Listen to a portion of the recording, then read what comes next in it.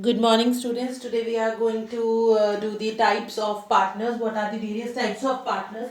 So when you will have a partnership firm, you will have different types of partners on the basis of the relation between them and what are their powers and what are their rights in the firm. There are different types of partners. So there are different types of partners that you will find in partnership firm. So let us see one by one, and this is the table that I have made that will help you understand what are the rights and liabilities of each and every partner. So let us start with the active partner. Now see, with the name you can just judge active partner. Now who is active? Active is one person who is actively engaged in one or the other activity. So when we are talking about an active partner, he is one such partner who's actively involved in the working of the organization in which he is a partner. He will daily visit the organization, he will be daily taking the decisions of the organization, his firm, and he is the one who's actively involved in the business. So any partner who is actively involved in the business regularly, and he is a part of all the day-to-day operations that are being run in a firm, then he is known as active partner. Now when a partner is an active partner, then he will have to contribute capital for the firm. Obviously he is part of the firm, so he will contribute capital. Obviously he is active partner, he will participate in all the decision making, or you can say in all the day-to-day activities and decision making of the firm. He will be a regular participant all over there. He will share profits and losses. Now being a active partner, his responsibility becomes supreme, and if there are profits or losses, he will be sharing profits and losses in the ratio that is agreed between the partners when they join the firms. Then his liability will always be unlimited, means his personal asset can be used, or they can be attached for paying the firm's liability in any case. So this is what an active partner is. So by the name also you can judge, he is actively involved in the day-to-day operations of the business. He is the one who is actually handling the business, or he is the one who is taking all the decisions on behalf of the other partners. He actively participates in the business. Now the next partner is sleeping or dormant partner. Now when a person is sleeping, then he is not doing anything.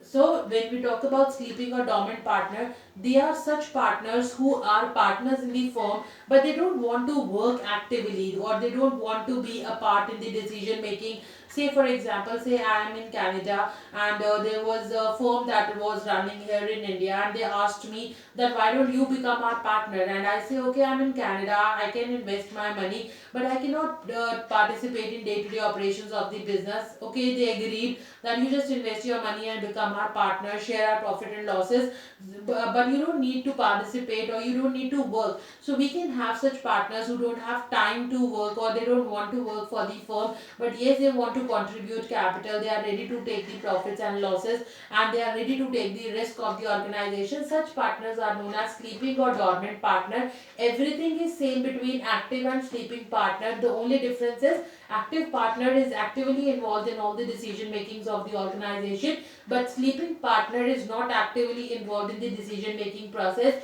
He is participant, he is a partner, but he does not participate. So you can see, like active partner, he will also contribute capital, he will share profits, he has unlimited liability. The only difference between these two are he participates in the business activities and he does not participate. He is a sleeping or a dormant. Sleeping does not mean he is sleeping at home. He is sleeping for the business organization because he is not taking part in the decision making process. The third is a secret partner. Now, secret partner, from the name you can it comes to mind secret, whose name is kept secret from the world. Now, if I say, okay, I want to be your partner, but you will not disclose it to any third party that I am your partner. So there can be different conditions why, or different situations or reason a firm can have why they don't want to have a secret partner, or why they don't want to tell the world about that it's so and so person is a partner. Maybe that partner has negative goodwill in the market. Say there was a businessman, his organization suffered a loss, a huge loss, so his credit worthiness is not good in the market, no one is ready to give him loan, but he wants to be a part of your organization. But when if that name is revealed in the market, then your firm might suffer. So you may keep his name secret, so his name will not be disclosed to the outside world. So everything is same between active and a secret partner. Only the difference between these two is active partner, his name is very well disclosed to the general public or the vendors and everyone at large. But secret partner, he is not disclosed to any party that he is our partner. So he also participate in our business, but secretly, because no one should know that he is our partner. Rest everything is safe. He will bring money, he will participate, but secretly he will share profit and losses, and he will also have unlimited liability. Then we have nominal partner. Nominal partners are those partners who have advanced their name to the organization. Like a secret partner might have negative goodwill in the market, a nominal partner might have a good goodwill in the market. So, for example, if I say, if I'll do business, say there is a firm of chartered accountants, and there is one chartered accountant who is very famous for his work in the environment, and now somehow we convinced him to be a part of our firm, and we asked him to give his name to the firm, so that by when we take the name of that person who's already known in the market, then definitely the chances of your business to flourish will automatically increase. So what you will do, you will take his name. So if a partner agrees, then you can take his name for your firm, and that partner becomes your nominal partner. That partner has given you his name. So that partner will not contribute capital, because though he is your partner, but only by name, he has not contributed any capital. Since he has only given name and he is not participating in your business, he will not participate in your business. He will also not share profit and losses, but his liability will be unlimited. Now why this partner's liability is unlimited? Because on his name, on the trust that is created because of his name in the market, there may be persons who have entered into business with our organization. So on the basis of his name, people have trusted our firm, so he is also responsible for the loss of the organization if any. So his liability is unlimited. So in order to have a nominal partner, it is tough for the firm to have a nominal partner who is having good goodwill, because you are not giving him anything, you are not giving him profits, you are not allowing him to participate in your firm, nor he is contributing capital. Why would anyone give you their name? You might give them a fee for giving them their name, but then it becomes, their liability becomes unlimited. So the risk is always there in this case. So that is known as nominal partner, whose name is taken by the firm. So that is nominal partner. The fifth is partner by estoppel. Now who is partner by estoppel? Stop. Now you can see this word stop. Now what is this word stop? Before we understand this partner by estoppel, let us take an example. Say me, I'm partner in a firm and I have appointed a manager. So me and my manager, I'm a partner in firm, and my manager, say Rohit is not my partner, but me and my manager Rohit, we went for a conference, and in that conference my manager had to give a presentation in front of the vendors. Now Rohit, when he was giving the presentation, he made everyone feel that he is our partner, and when he was making other people feel, not intentionally but unintentionally, by his gestures, by his way of speaking, he is making other persons feel that he is our partner, and I'm not stopping him from doing that. So he will become partner by estoppel. So partner by estoppel is one such person who by his conduct, who by his gestures, or who by his behavior unintentionally, always remember this word, unintentionally he has made other party believe that he is our partner.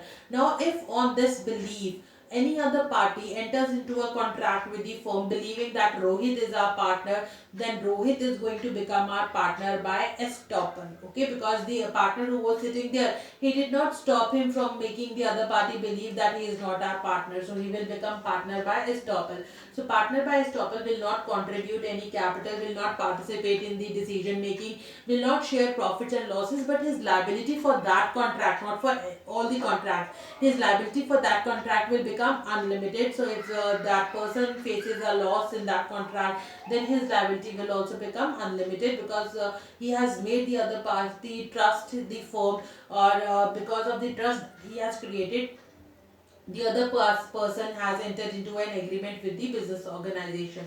So that is known as partner by estoppel. Then the sixth is partner by holding out. Now this, the difference between estoppel and holding out is when a partner intentionally means you know that you are doing something wrong, but even if you know, then also you are making the other party believe that okay, I'm a partner in so and so firm. Say I'm not a partner in any firm, but what I did, in order to make people believe that I'm a partner in that firm, I made a visiting card, and on that visiting card I wrote Aarti Tile, partner in so and so firm. Now when I'm giving this visiting card to outsiders, they are believing me that I'm partner in so and so firm. Now this is partner by holding out, because intentionally I'm behaving such way, or my conduct or whatever I'm doing, I'm intentionally making other persons believe that I'm their partner. So in this case also he will not contribute. The difference between these two cases are only one, that when a partner is by estoppel, he is doing it unintentionally. He has no intention of doing any fraud with the third party. But holding out, he is doing it intentionally, knowing whatever he is doing is not correct. Rest everything is same between these two partners. So these are all the various types of partners. So you can have 6 different types of partner. So just read out these types of partners in detail from your books, or from the, I'll be sending you one PDF form of this. So you can do from wherever you feel you are comfortable with. Thank you.